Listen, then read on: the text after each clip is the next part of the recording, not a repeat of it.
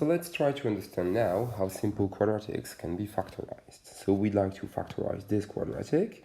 This means that we would like to write this down as x plus or minus a number multiplying x plus or minus another number in a different bracket. And it's all about finding the number that would be here and there. To understand what goes on in this process, let's make it work backwards. So let's start from x plus 2, brackets x plus 5, and from the factorized form then, and let's see what we get if we expand it. So when you want to expand double brackets, you end up with 4 terms like this. So here we end up with x squared plus 5x plus 2x plus 10. If we further collect the like terms, we get x squared plus 7x plus 10. And so we would like to work our way back from this standard form up to the factorized form. What do we notice? We notice that the 10 that we have here was the one we had here in the previous line, and that's coming from the product of the 2 here and the 5. So this 2 and the 5 multiply to give this number here. The 7 here comes from 5x plus 2x. The 5x comes from this number multiplying the x. The 2x comes from the 2 multiplying this x.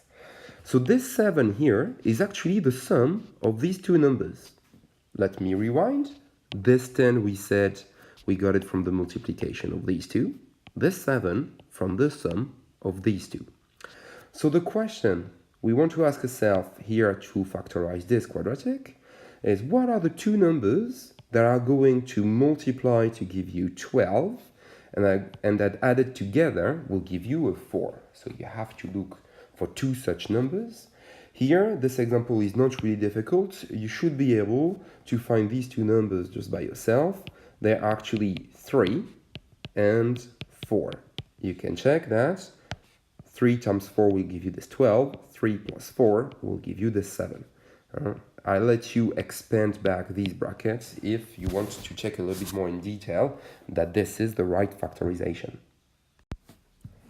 Let's now have a look at several examples and try and factorize quadratics, keeping in mind that we need to find two numbers that multiply to the constant term and that add up to this number, which is the coefficient of x. To do so, let's have a look at this list. You see that in this list, all the constant terms here are 6s. And so we need to look for numbers that multiply to give you 6. Well, we don't have that many options. We have 1 and 6 would multiply to give you 6. And we also have 3 and 2. So let's have a look at the first one right here. The two numbers will multiply to 6 and add up to 5. This is surely 3 and 2. So this means that this first equation can be rewritten, brackets x plus 3, x plus 2. In the second one, though, you see that the numbers need to multiply to 6, but add up to minus 5. So here you can start thinking about the fact that the numbers that we have here can be positive or negative. If the product is plus 6, then we have plus 1 and plus 6, or minus 1 and minus 6, that would also make a 6. We'll have plus 3 and plus 2, or minus 3 and minus 2. We basically see from the fact that this is positive, that our two numbers that we're going to use needs to be both positive or both negatives.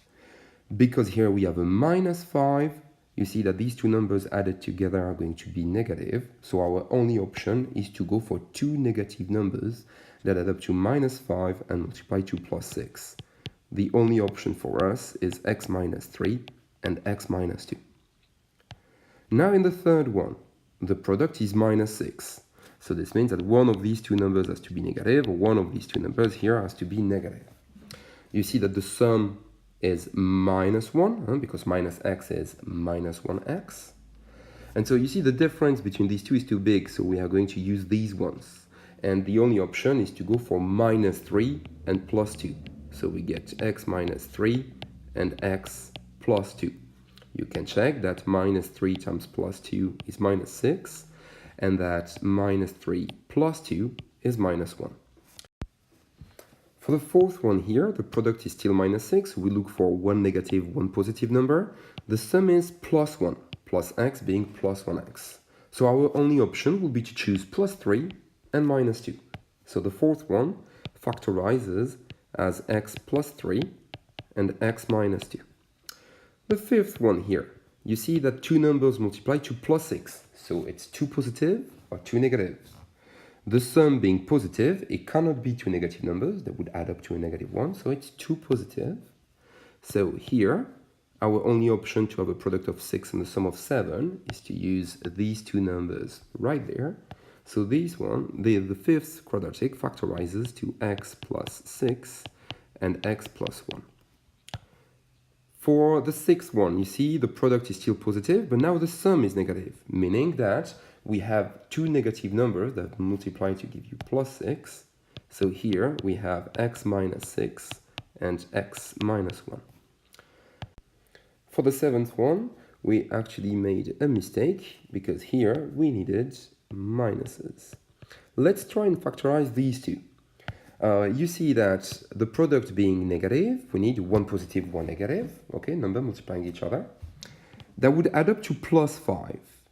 So here is our option. If we take this 6 to be negative and this one to be positive, that will multiply to minus 6. Plus 6 and minus 1 will give you a positive 5. So this was the two numbers we were looking for. We have x plus 6 and x minus 1. For the last one, it just works the other way around. We still look for one positive, one negative, but now the sum is minus 5 instead of plus 5. So it's not plus 6 and minus 1 that we are going to use, but it's minus 6 and plus 1. So I hope these few examples help you get an idea about how to look for these numbers, okay, and about some subtleties about the sign of the product and the sign of the sum of these two numbers. If you want to see an example with more complex numbers, check the next video.